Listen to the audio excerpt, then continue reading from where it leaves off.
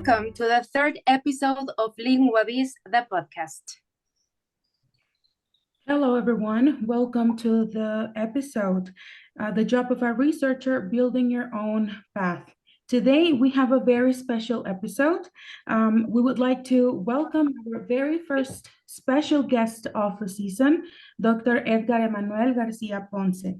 He is a coordinator of the Master's Program of Applied Linguistics in English Language Teaching, a professor and researcher here at the University of Guanajuato. Dr. Garcia holds an MA in Applied Linguistics and a PhD in ELT and Applied Linguistics at the University of Birmingham. He currently studies a postgraduate program with a major in teaching Spanish as a second language at UNAM. His research interests are classroom interactions and teacher cognitions. He has recently worked on projects funded by the British Council. Hello, Dr. Edgar. How are you today? Well, thank you very much, my LinguaBiz. I am very honored to be here today with you, and thanks very much for the invitation. To be honest, I was really excited about this episode in which I will talk about the job of a researcher and how to build a academic and research career from my own perspective. Well, thank you very much. That's exactly what we want to talk about. So to start our conversation, let's talk about the job of a researcher, specifically the role of a researcher in interdisciplinary research, such as applied linguistics and English language teaching. Please, could you tell us, in this era of interdisciplinary collaboration, where various fields converge at research, how can researchers effectively balance the depth of expertise required in their specific domain with the need to integrate insights and perspectives from other disciplines? Well, I think that question is the 1 million question in our field. Now, I am aware that there is the need to promote the link between English language teaching and other disciplines. This has been really important, and I think that not only applied linguistics and English language teaching should incorporate or collaborate with other disciplines, but all knowledge areas should create collaborations with other disciplines. So to answer your question, as English language teachers, we belong to the broad area of applied linguistics. You know that applied linguistics is per se a multidisciplinary field because this area finds support in other disciplines to develop knowledge regarding language from practical and applied perspectives.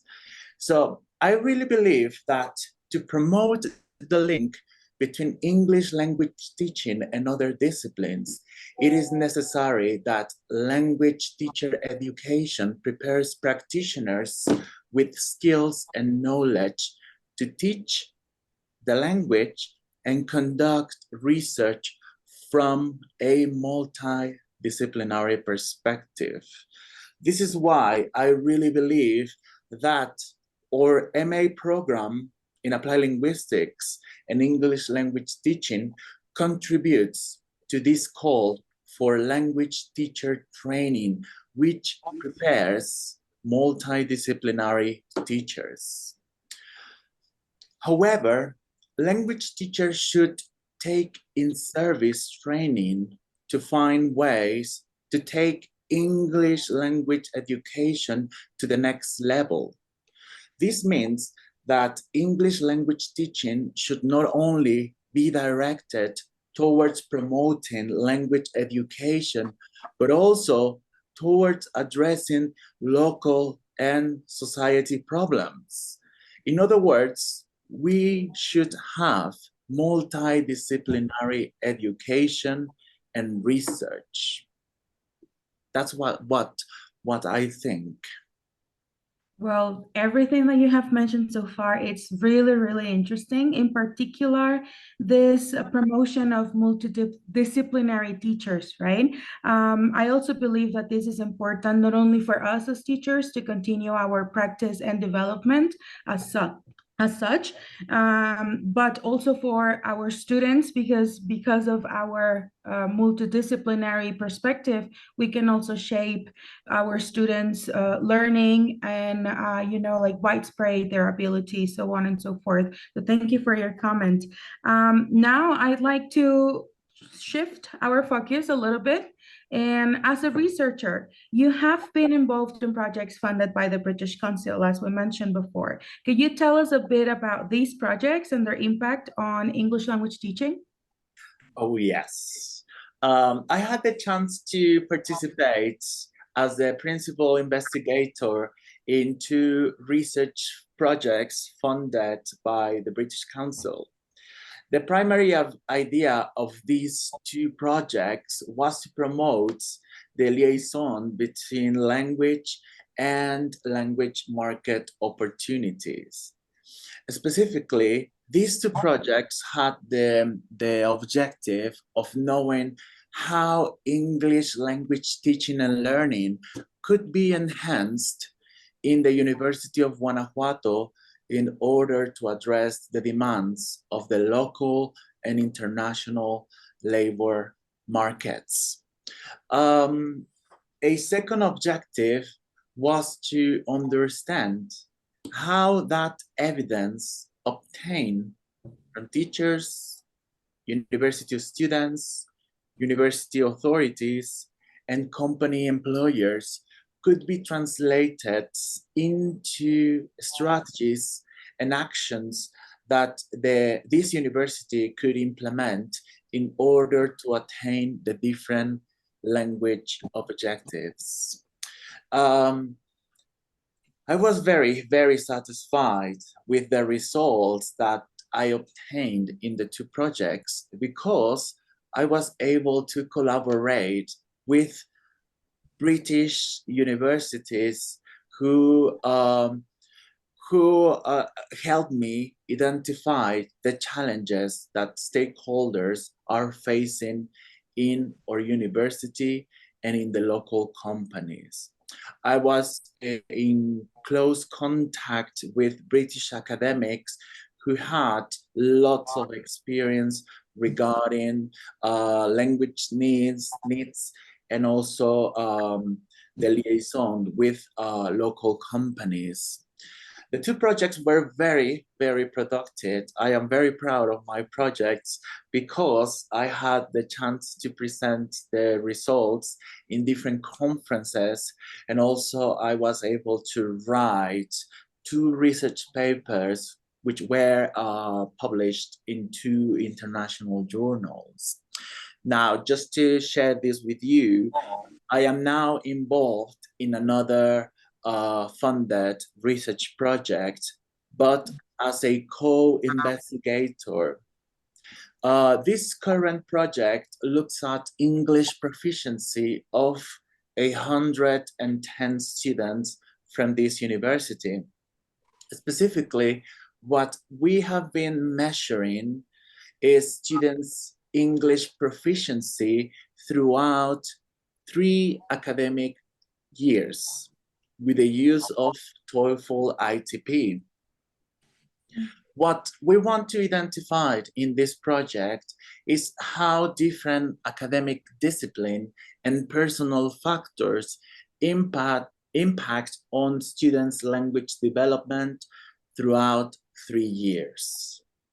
This 2023 is the last year of data collection. So very soon we will know what are the factors that contribute to or limit students from developing English proficiency in undergraduate and postgraduate programs in this university. Wow, that sounds really like some hard work you had done these 3 years, and well, very valuable work. Building a little bit on that, how can collaborations and partnerships enhance research in English language teaching? I would like to ask you, what benefits do they bring, and what are some challenges that researchers may encounter when engaging in such collaborations? Yes, we already know that there is this need for collaborations and partnerships among different disciplines and also different areas between the university and perhaps local or international companies. But in terms of research, and based on my experience, I really believe that collaborations and partnerships hugely enhance English language teaching and the research that is conducted in this field. Since my last two projects in which I collaborated with British academics, I have been conducting more research with those researchers, and the main purpose has been to enhance English language teaching and learning in our university. So my first answer is that collaborations and partnerships really promote English language teaching and learning practices. So collaborations should be promoted and supported in Mexican higher education. Now, one of the main limitations of having and promoting collaborations and partnerships is, you will not believe it, but is the university administration. So in other words, bureaucracy is the main challenge that we face as researchers in collaborations or partnerships with other universities or companies. And you may wonder why. And the reason is that it is surprising that the funds, the money that is transferred to the university is often treated as if it was money from the university. And most of the times, it's really difficult and stressful to request and use the funds. So the problem is not conducting research. The worst enemy of any researcher in collaborations or partnerships is the bureaucracy that always makes it difficult to implement projects. So it is really rewarding. It is great to participate in collaborations and partnerships, and you will see that it is really productive. But the main challenge is bureaucracy, as I said. And it has been a topic in this university. Hopefully, things change in the near future, so then we can continue having these collaborations with other international universities or companies, and then continue addressing local and society problems, as I mentioned before. Thank you. Well, there are a couple of points that I will also like to build on. I would like to, thank you for your hard work, first of all. I know that it is not easy to do collaborations, especially internationally speaking, but you're giving us a mostly positive view on these collaborations instead of the challenges, right? And I can only think of the sense of pride that you have in doing all this work and witnessing that your hard work is also being put to good use, right? Your intention or your research starts from wanting to help a community, and that you witness that, I bet, is really rewarding, despite the challenges, right, that you are telling us of the administrative bureaucracy. I can only imagine as well that this is frustrating, the frustrating part, but I hope that the positive part of it overcomes the challenges that you are telling us. So thank you for that. Moving on to your perspective, let's deepen into the relationship between theory and practice. In your opinion, how can classroom-centered research in ELT effectively bridge the gap between the theory and the practice by providing valuable insights into the implementation and impact of language teaching methodologies, assessment practices, and curriculum design? What's your opinion on that? Yes, and you now, as MA students of the program, know that there's this call for bridging theory and practice, right? And that's the positive side of conducting applied research. So the only answer that I can think of is by conducting research. Okay, maybe I would sound repetitive, like research, research, research. But what I'm trying to say is that now, as teachers with research skills, we then have to conduct research which is sensitive to our immediate context. Because we already know that there is a high amount of research being conducted recently. But what I think is relevant is to implement research in order to understand phenomena from our local perspective, from a contextual perspective. This, to me, can be a good way to bridge the gap between theory and practice in English language teaching. So I think that higher education in Mexico has seen the need to prepare teachers with not only abilities to teach the language, but also to conduct context-sensitive research, which is useful for their context. So the context for us is the language classroom. So then, with this kind of research, which is more sensitive to the immediate context, we can then bridge the gap between theory and practice as language teachers. Well, yes, thank you very much. And transitioning to our next point of discussion, not that far away from what you are just saying.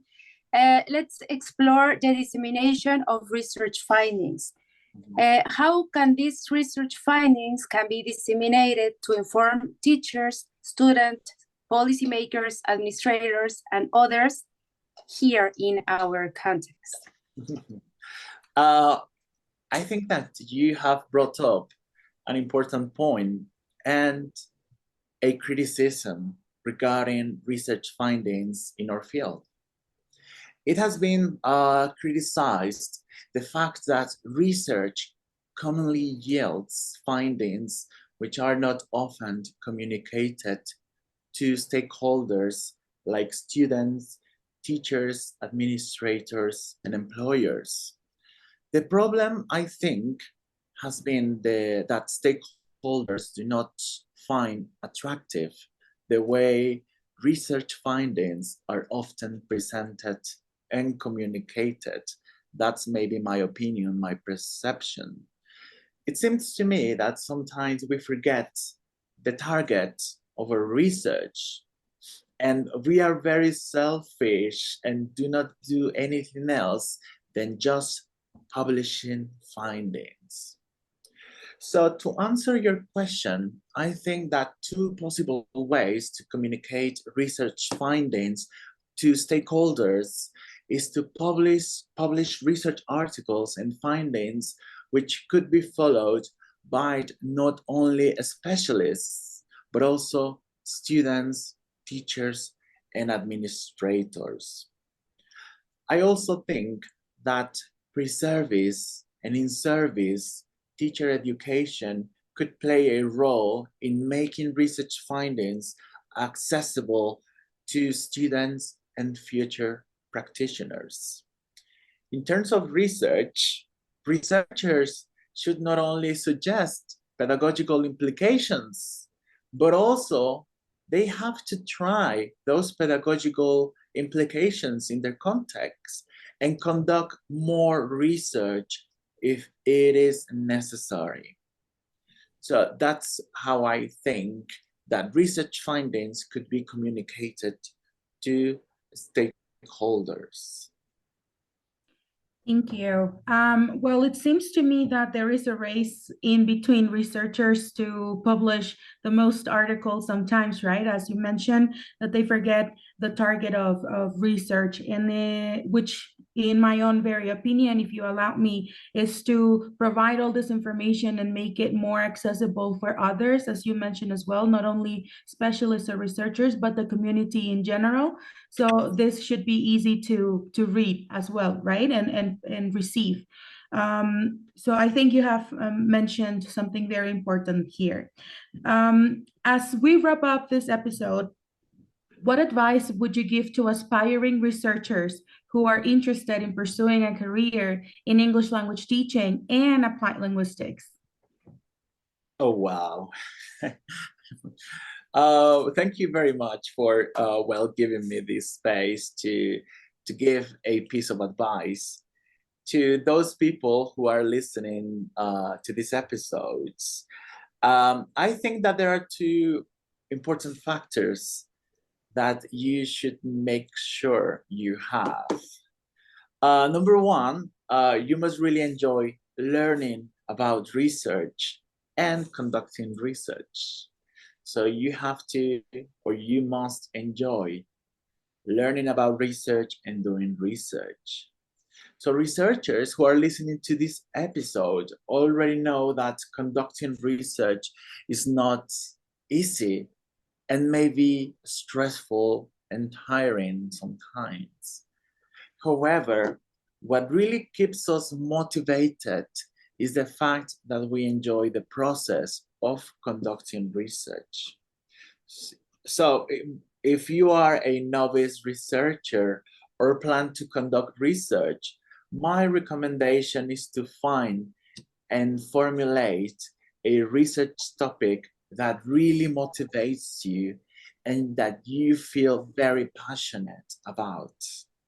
That motivation will keep you active and eager to learn more about the process of conducting research and knowing more about the phenomenon under investigation.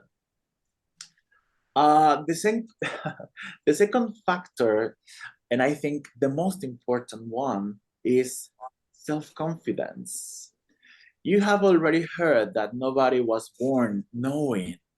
So there is always space and the opportunity to learn to conduct research. So my huge advice that I would give to anyone interested in conducting research and building an academic career is to believe in yourselves. I know that sometimes it's not easy to believe in ourselves, but this is my motto. If others could previously do it, I can also do it, right? So this is the emotional part of this episode. So Great. Yeah, sorry, Alma? Great advice, Doctor. Continue. I'm sorry. No. So my suggestion is to believe in yourselves and do whatever you can to continue believing in yourself. So self-confidence is necessary and important in conducting research. So once you know that you have that confidence, you will be able to attain whatever you want and whatever you have always dreamed of. So this career is my dream and something that I always dreamed of. So the second advice that I would give to you is to believe in yourselves, even if you find some challenges in conducting research. Thank you very much, Dr.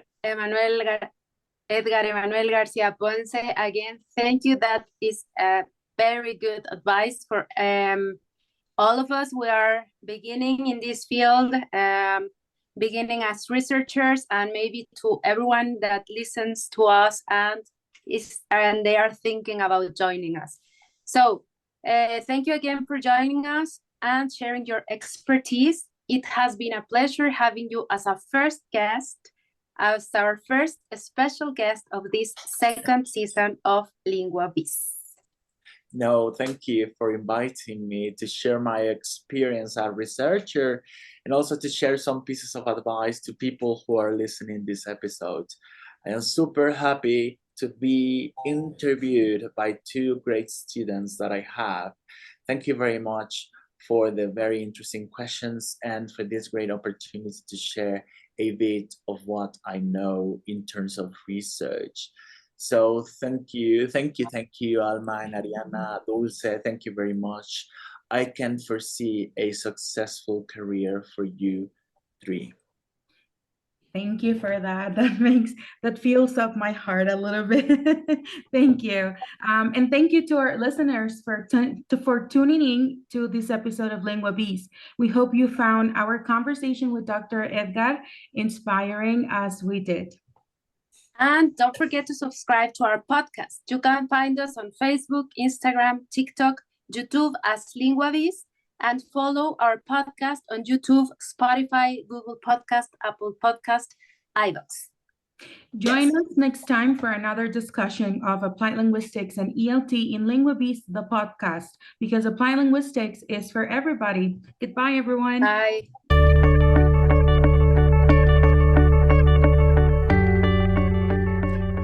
This podcast is part of the Applied Linguistics Master's Program at the University of Guanajuato in Mexico. This episode was produced by Dulce de Anda. Alma Jimenez and Ariana Uceta were the hosts.